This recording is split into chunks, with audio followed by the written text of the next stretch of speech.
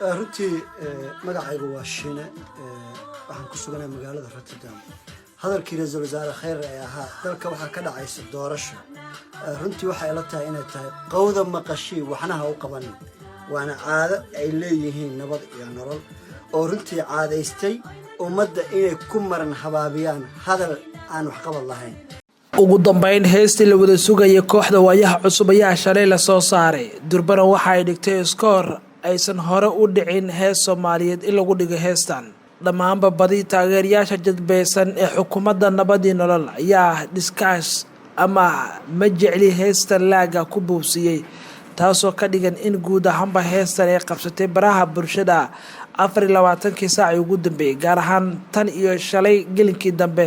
markii heestani lagu daabacay barta gaarka YouTube-ka ay leedahay kooxda waayaha cusub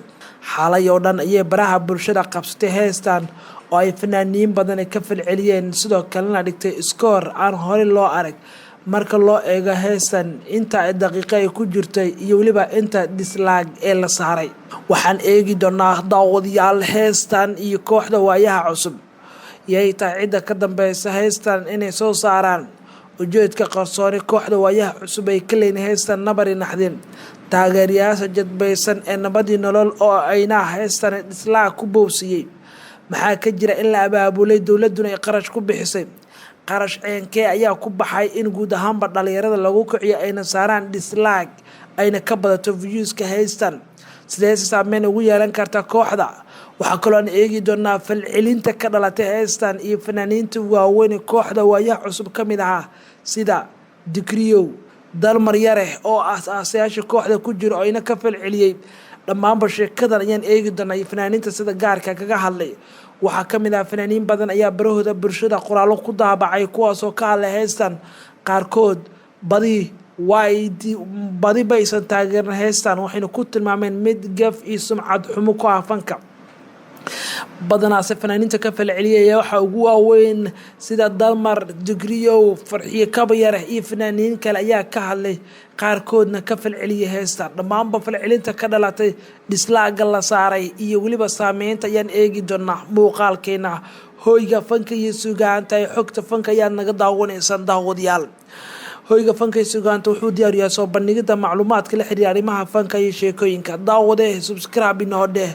gambaleelkana taabo si ay kugu soo dhacaan muuqaalka iyo waliba warbixinada cusub ee halkan aan ku baahino aan ku hormaro sheekadan kooxda waayaha cusub muddo badan saaxadda fanka Soomaaliya laga la'aa ayaa ugu dambeyn hal mar quray soo muujiyay waxayna soo saareen hees gilgishay baraha bulshada iyo guud ahaanba fanka Soomaaliya taasoo ka dhigan in fanku uu yahay kuwa ugu awooda badan jihaynta marka loo eego dalka ama dal kamid ah dalalka adduunyada ka jira marka loo eego heestan iyo sida ay u qalqalgelisay xukuumadda nabadii nolol dalka oo dhan looga dareemay kooxda waayaha cusub ayaa 8 sano ugu dambeysay saaxadda fanka laga laatan iyo markii ay iska dhibeen ama ay qaxooti ku noqdeen wadanka Netherlands halkaas ay ku sugnaayeen 5 sano ugu dambeysay ma jirin muuqaalo iyo shidan iyo heeso ay soo saareen kooxda hase yeeshee 5 sano kadib ayay soo saareen muuqaal gilgishay baraha bulshada iyo ummadda Soomaaliyeed kuwaas ay ka falceliyeen fanaaniin waaweyn iyo kuwa sheegay in fanka Soomaaliyeed markan daaqadu ka sii baxayo fanka waa awoodaha kamid ah kuwa ugu waaweyn ee lagu jihayn karo marka loo eego dadweynaha heestan ayaana ka mid noqotay kuwa ugu saameynta badan ee baraha bulshada qabsatay fanaaniin waaweyn oo kooxda waayaha cusub ay ku jireen Dikriyow Dalmar iyo kuwa kale ayaana ka falceliyay oo sheegay in sarraali ka ahayn qoraalkan lagu daabacay waa heestan ay soo saareen kooxda heestan intay soo bixin ka hor ayaa gudoomiyaha kooxdaasi waayaha cusub Masar Shiine oo qoraal iyo muuqaal uu soo geliyay bartiisa Facebook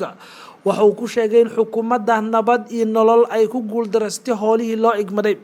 Shiine waxa uu sheegay in sababaha heestan u soo saareen ay kamid tahay sidii dadweynaha ay u soo bandhig lahayn guuldarooyinka isxiga ee kooxda waa guuldarooyinka isxiga ee nabadii nolol asagoo sheegay in dawladdu ay ku fashilantay waxyaabihii loo igmaday kamid tahay amniga siyaasadda doorashada wuxuu kaloo sheegay in dhaqaalaha xitaa hoos u dhacay gudoomiyaha ayaa sidoo kale sheegay in arrintaas ay tahay mid lala yaabo, waana sababta ay sheegeen in heystan ay kusoo qaadeen kooxda waayaha cusub ayaa waqti badan laga la-aa saaxadda fanka, laakiin heystan xalay ay soo saareen waxay noqotay heys gilgishay dhammaanba baraha bulshada iyo sidoo kale meelaha ay Soomaalida ku kulmaan. falcelinta ka dhalatay ayaan eegi doonaa heystan waayaha cusub ay soo saareen ee la yiraahdo Nabar iyo Naxdin. waayaha cusub markii heystan soo saareen durba waxaa la gaartay dislike in lagu boobsiyo heystan oo ay gaartay 50,000 oo dislike marka loo eego inta badi ee dislike la saaray, inkastoo markii dambena ay wax ka badan ka bedeleen kooxda. dad badan ayaa isweydiinay dislike-gani badan ma waxay sababi kartaa in YouTube-ka heesaas dhan hawada laga saaro, mise waxay sababi kartaa in hoos u dhaco. ma saameyntaas waan eegi doonaa iyo sida ay ku noqon karto, laakiin waayaha cusub qudhooda ayaa ciil afka qabsaday falcelinta heestooda iyo sida dadka ugu kaceen.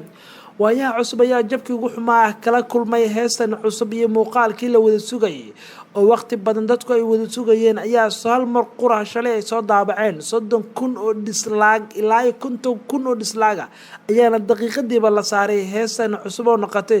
midda ugu dislike badneed tan iyo xilligii la soo geliyay YouTube-ka heestan Soomaaliyeed, waxay noqotay mid kamid ah iskoorada u gaarka dislike jahwareeri kooxda waayaha cusub. waxay hadda majaraha u qabatay hogaanka iskoor aan horay fanka Soomaaliyeed ama hees Soomaaliyeed lagu arag ama aan loo dhigin dislike jahwareeriye heesan kooxda. sida muuqaalka iyo video iyo warbixinta hoos aad ka wada aragtaan waa kooxda waayaha cusub dislike lagu qabtay muuqaalka heestan oo la magac baxday Nabar iyo Naxdin. sida muuqaalkan aad ka wada aragtaan dislike aan macquulka ahayn ayaa la saaray xilli saacad iyo wax ka yar ay ku jirtay barta gaarka ee waayaha cusub ay leeyihiin, taasoo ay kasbadeen nimo badan iyo xubnaha dadka badan ee u jalbaysan kooxda nabad iyo nolol dislike ay ku boobsiiyeen. shacabka Soomaaliyeed ayaa aad qaarkood kaga cadhooday heestan kooxda ay soo saareen ee ugu magac dareen Nabar iyo Naxdin, waxaana muuqaalkan heesiyeen dislike ugu badnaa ee abad, waana iskoor haysata hees Soomaaliyeed oo intaasoo 30,000 ilaa 50,000 oo dislike la saaray. waxaana hore loo arkay muuqaalo heeso badan sidaas ah, laakiin tan waxay noqotay mid iskoor ka jibisay. haddaba dad badan ayaa isweydiinaya, dadku maciga isxilqaamay mise waa la abaabulay? waa su-aalahan doonin inaan dul istaagno. badi dadka waxaa la sheegay in kuwa la abaabulay oo xukuumadda nabad iyo nolol ay qarash dhaqaalaha ku bixisay sidii dislike 1 milyan ah loo saari lahaa heystan, taasoo caqabad ku noqon karta kooxda waayaha cusub kana turjumaysa naceebka. xitaa shabakada YouTube-ka ayaa qiimeyn doonta falcelinta heestan. haddii 1 milyan oo dislike la saaro waxaa laga yaabaa in YouTube-ka laga hakiyo recommend-ga heestan ay sameynayso. ereyga recommend ayaa la yiraahdaa in heestan ay wareegto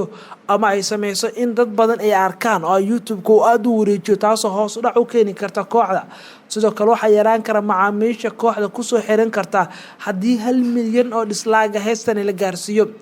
fanaaniin waaweyn ayaa ka falceliyay oo aas-aasayaasha kooxda ku jiray. fanaaniinta ka falceliyay waxaa ka mid ah Dalmar Yare oo weerar kooxda ku qaaday, Dikriyow oo kooxda aas-aasayaasheedu ka mid ah, kuwaasoo dhammaanba sheegay inaysan raali ka ahayn muuqaalkan heestan soo baxday. falcelinta ayaan markaan eegi doonaa. fanaanka Dalmar Yare ayaa jawaab culusay kooxda waayaha cusub ee Dalmar Yare oo asaga ka mid ah aas-aasayaasha kooxda, asaga oo weliba aad u dayaraa kana soo dhex muuqday kooxda. waxa uu sheegay in hadafka iyo go-aankii loo asaasay kooxda markii hore ay ka weecdeen, sidaa darteedna asaga Dikriyo iyo fanaaniin kale ay ku kulmeen Mareykanka ay go-aan ku gaareen in guud ahaanba iska bari yeelaan kooxda in iskaga baxaan. sida muuqaalka videoga hoos aad ka wada aragtaan waa fanaanka Dalmar Yare oo aad kaga xumaaday muuqaalkan heestan ay soo saareen kooxda ka mid ah kooxdii uu ka mid ahaan jiray waayaha cusub, kuwaasoo shilimaad yar fanaaniinta iyo weliba shacabka ay ka qaadan jireen waqtigii Nairobi. Dalmar Yare ayaa aad kaga cadhooday heestan. wareysi uu bixiyay waxa uu ku sheegay in gabi ahaanba iskaga baxay kooxda, sidoo kalena aysan raali ka ahayn aan lagu matelin heestan muuqaalka oo ay soo saareen kooxdu. waxa uu sheegay, annaga raali ka manini kooxda naguma matasho muuqaalkan, mana ahan waxaan ku qanacsanahay ayuu yidhi. markii ay soo baxday heestan waxaan xiriir la sameeyay fanaanka Dikriyo iyo weliba xubno kale oo fanaaniina oo qayb nagala ah kooxda. waxaan u sheegnay inaan ka hadalno oo aysan matalin heestan si ay ugu badnaan dadkeenu u ogaadaan waa iskoor dislike. haddaba falcelinta fanaaniintan Dikriyo oo isna sidoo kale soo daawacay qoraal waxa uu ku sheegay in guud ahaanba iska hakiyay fanka iyo waliba kooxda waayaha cusub ee la shaqeyntooda isagoo sheegay inuusan aysan raali ka ahayn heesan iyo waliba la soo saaray marka laga tago falcelinta heesan fanaaniintan ayaa waxaa jirta sidoo kale fanaaniin kale ina ka hadlay Mursal Faladegan wuxuu ka mid yahay fanaaniinta heesan sida weyn u dhaliila oo dislaaga la saaray waxa uu sheegay in asaga ahaan xitaa uu ka soo horjeedo Mursal Faladegan cadeemo badan keen sababta waayaha cusub heesa dislaag loo saaray Faladegan jawaab degdeg ka bixinay heestan nabar in xadin muuqaalka dislaaga ee xaasinimada la saaray Mursal Faladegan ayaa shaaca ka qadan kooxda waayaha cusub dislaaga la saaray heestan muuqaalka asagala uu arko mid ay tahay muhiim maadaama heestan ay ka baxday anshaxa sida uu sheegay Mursal falcelinta badan heestan kala lata ayaa la sheegay inay noqon karto mid saameyn weyn ku yeelata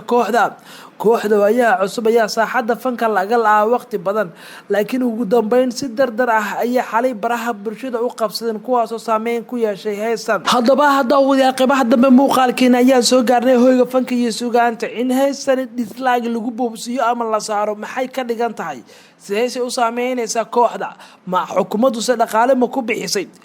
kooxda waayaha cusub saameyn badan kuma yeelanaysa heestan marka loo eego dislaaga la saaray iyo sida loogu falceliyay saameynteedu aad ayuu u yaraanaysaa laakiin waxaa la sheegaa in ay dhaawac weyn ku geysan karto qiimeynta YouTube-ka waxaana hoos u dhici karta recommending iyo waliba heestan in ay wareegto kooxda nabadii nolol ayaa la aaminsan in heestan dhaqaale badan ay ku bixiyaan sida ay qabaan dad badan oo kooxdani taageera muuqaalkiina dunida iyo maanta hoyga fanka iyo suugaanta aad ka daawaneysaan aan ku eegayna heestan ee iskoorka dhigtay dislaaga ugu badan qaadatay falcelinta ugu badan ka dhalatay ummadda Soomaaliyeedna ka falceliyeen in halkaas ku soo gabagabeyn doona muuqaalkeena xiga ayaa waxaan ku eegi doonaa cidda ka dambeysay heestan inay soo baxdo dhaqaalaha lagu bixiyay heestan yaa ka dambeeyay mas'uuliyiin dawladda ka tirsan mucaaradada ku Shiine iyo xubnaha kooxda ku jira qudhooda siday u arkaan xiriiro toos ah la sameyn doona wareysi ku saabsan fanaaniintii hore kooxda kaga jiray oo ayna sheegay in iskaga baxeen dhammaan muuqaalkeena dambe ayaa daawadayaal ku daawo doontaan dunida maanta muuqaalkiina maanta Jimcaha daawadayaal waa naga intaas nabadgeliyo